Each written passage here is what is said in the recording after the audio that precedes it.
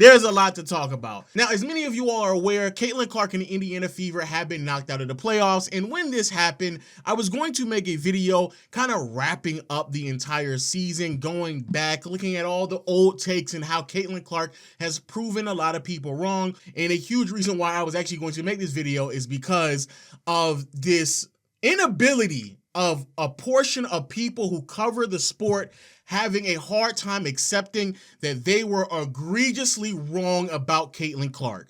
The delusional fan base that follows her disrespected the WNBA players by saying she's going to go in that league and tear it apart. There were actually odds, like she's third or fourth in betting odds on being MVP of the WNBA. These people are so disrespectful and so unknowledgeable and so stupid. She's just not built for the physicality of this league. And now Shannon Sharpe and Stephen A. Smith are going on a I Told You So tour, and that's what really prompted the conversation. At this stage of her career, she's not one of the 12 best players in the world. Argument for Caitlin is that it would have been a great marketing opportunity, and you don't have basketball experience or chemistry with the group listed in your reasoning.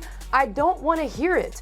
But when it comes to the actual competition, you cannot simultaneously say that you care as much about ratings as you do about winning unless those things completely align. And in this case, they don't. So you have to prioritize what your goal is, which is winning.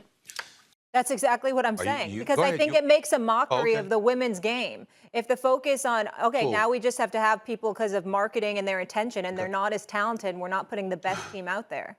Many months later. Is now that we have seen how Caitlin finished this season, there is a good basketball argument for her being on the team, for her making the team. There is now a great basketball argument. Was she outplaying Diana Taurasi at that point in time that she was on the team? It's a simple yes or a simple no. Was Caitlin outplaying Diana Taurasi? But you can't just factor in current play, Shannon. That's all I'm saying. You got to factor in. Crazy, and I will say this respectfully to Shannon and Stephen A. You all having an I Told You So tour when your main argument at the time was marketing is pretty silly. I do believe Shannon was a bit more ahead of the curve for a lot of people in saying flat out that she was just better than Diana Taurasi, which is 100% true. But the one thing that really bothers me is that this idea that we had to wait until the Olympic break to really get a better understanding who Caitlin Clark was and if she was going to be good enough to make the Olympic team is complete BS. But listen, no, Shannon, listen. How she's playing right now, you just said it 5 minutes ago, was a testament to the rest that she had and the break that she had. We don't know how she would have played without that break. And the fact that we even discuss what happened in the Olympics with the demure, very mindful, very cutesy manner in which we do is more than respect. Let's talk about the guards that did make it.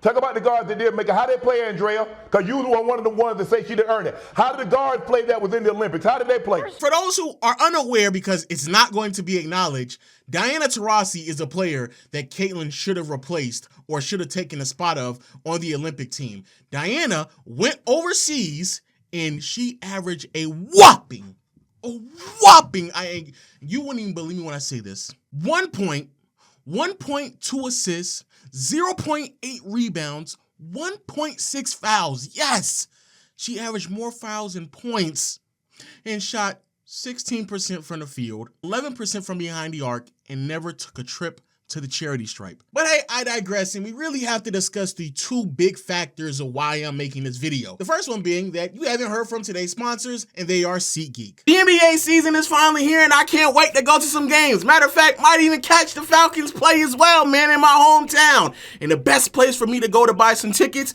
is today's sponsors, SeatGeek. The reason why SeatGeek is the best place to go buy tickets because it doesn't matter if you're going to a concert, a sporting event, or even a festival. SeatGeek got you covered. And for a very limited time, everyone can use my promo code LOW10 to get 10% off on your next order. And it doesn't even matter if you are a new customer or not. SeatGeek rates out how good the tickets are on a scale of 1 to 10, so make sure you look out for the green dots. Green meaning good, red meaning bad. So this way you always know that you're getting a really, really good deal. And like I said before, it doesn't matter how many times you use the app before today, you can still get 10% off when you use my promo code LOW10. So honestly, I don't know what you're waiting for. Make sure you do it as soon as possible because this deal is only going for a very limited time. And as always, huge shout out to SeatGeek for sponsoring this video.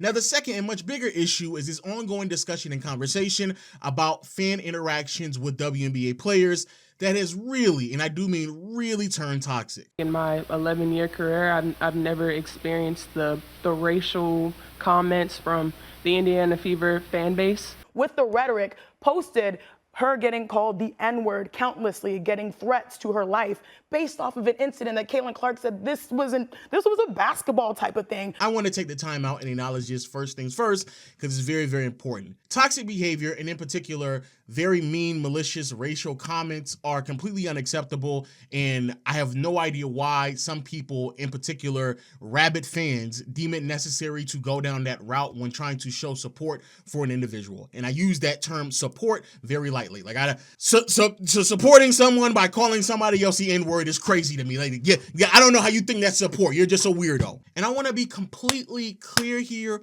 All of this behavior is unacceptable. However, I do feel like a lot of this conversation is very disingenuous and also irresponsible. And the reason for this is how all of this is being framed, and quite frankly, how there is a constant contradiction that goes on with the WNBA community that, quite frankly, I don't even know if I want to continue to deal with it moving forward. Now, when it comes to the toxic fandom that is happening in the WNBA, it is quickly being labeled as Indiana Fever fans or Caitlin Clark fans, which to me doesn't really make any sense and also completely absolves any other fan base of some of their toxic behavior as well. What I find even more comical is the level of contradiction that comes along with this as well. All throughout the season, when there was any level of credit that was given to Caitlin Clark for the amount of viewership and eyes that she brought to the league, it was immediately met with some form of, hey, let's not forget about all the other players that came before her, all the players who laid down the groundwork, and all the other players that are also bringing in viewership as well. This narrative would go so far that even Angel Reese would famously go out of her way and establish that, hey,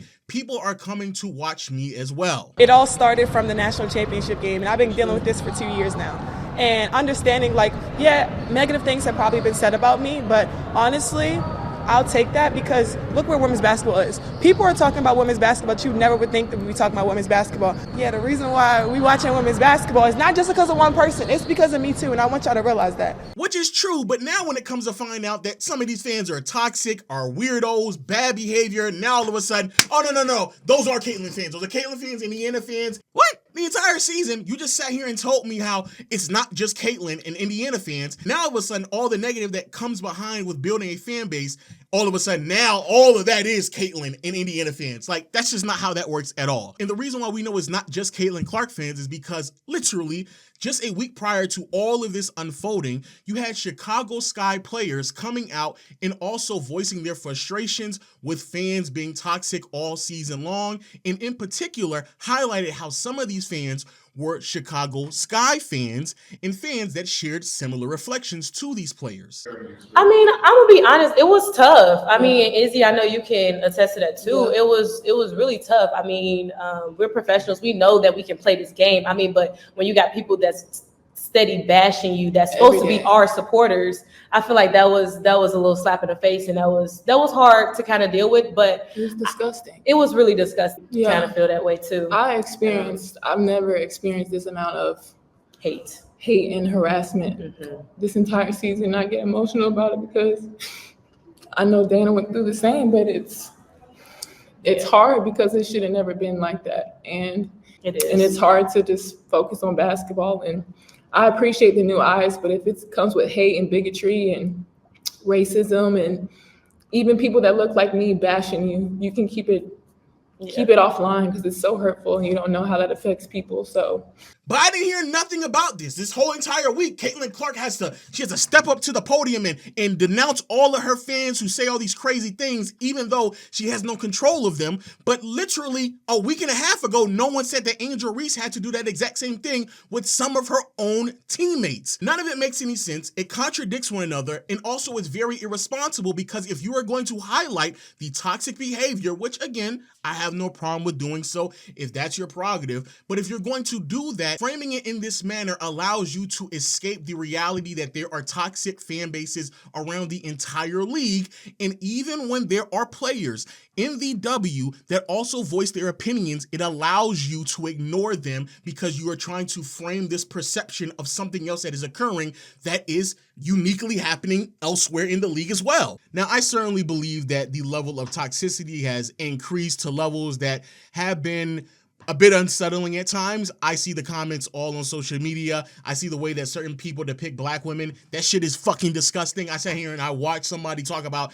DJ Carrington poking Caitlin Clark's eye out with her claws. I'm like, nigga, shut the fuck up, bro. Just shut up. Shut up, nigga. You sound weird to me. You're weird. You're a weirdo. But a lot of those people are going to continue to be weirdos. And quite frankly, there's nothing that we can really do much about them. Now, that's not me welcoming that behavior rather than identifying an unfortunate truth. And that is, when you are trying to build a fan base, flesh it out, especially when it comes to sports, unfortunately, there are going to be some bad apples, bad actors in the process, especially when it comes to a league that plays really heavily into race and politics. Another example is what we saw in the beginning part of the season. Literally, all I have heard over the last 3 to 5 years that the playing style, the skill set in the WNBA warrants your view because that's how entertaining it is. And you should never, ever, ever belittle what these women have accomplished based off of their race, sexual orientation, or their level of attractiveness. Just for people to then contextualize or really belittle the viewership and fan base that Caitlin Clark was going to provide to the WNBA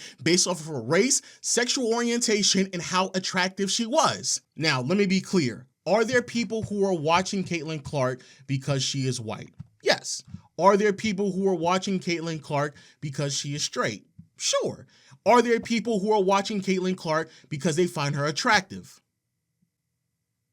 Beauty's in the eye of the beholder. I mean, you do you, but I'm pretty sure, yes, there are plenty of people that also fall underneath that umbrella as well. But regardless of how you may feel about that, I still found it very unfortunate that there was a subsection of fans, and I even use that terminology very loosely, but fans of the WNBA who decided to make that a focal point of the conversation instead of the fact that there is a woman who is coming into the league that is historically great, plays at an astronomically high level, and is also very entertaining to watch, and off of the merit of who she is as a player warrants the level of attention that she receives, which in my opinion, I thought that was the whole purpose of what we were trying to push for anyway. All of this, in all honesty, allows me to look at this season in an unfortunate light from time to time, because even though, yes, this season has been historic, it has been great, it has been amazing, it has also been very tiresome. I get the concept that many of you all stand for things beyond basketball. I'm not even here to deny the importance of it either. However, the ongoing discussion, it gets taxing, especially when people are being disingenuous with this conversation as well. To the women of the WNBA, I feel for you, and I give a lot of grace to you when it comes to having this conversation because, in all honesty, I thoroughly understand and completely realize that the level of toxicity and fan base has certainly increased over the year because there is a new wave of fandom that has hit the league. And again, I don't think that it's just Caitlin Clark fans in and of itself, but I understand and I feel your pain, and I give you some grace because this is something that you've never had to deal with before. So I also understand and can comprehend where a lot of the frustration lies. But in the same tone, I definitely have to ask the question, what exactly did you think was going to occur when you asked for new fans? Did you believe that these fans were going to come into the conversation in the community informed, well-rounded, and having good faith conversations? Because that's certainly not going to happen. Most people, if not all people, who enter a new fandom are casuals. They have to be informed. They have to be introduced into what the W is about. And I do believe that not only it is the fans' responsibility of doing that to some capacity, but moreover, the media in the league in and of itself. And from my POV, coming from someone who has been in content creation for basically 10 years at this point, I do believe the WNBA has failed miserably in that aspect. And instead of using Caitlin Clark as a vehicle and a tool to expand the knowledge of the casual fan to everyone else, unfortunately, people just use Caitlin Clark as a lightning rod for political talking points or racial talking points all year long. But yo, those are just my thoughts. Please let me know yours in the comment section below. Also, make sure you click the link in the description for our sponsor, SeatGeek. Use my promo code to get your 10% off on your order. And until next time, I'll see you all later. Peace.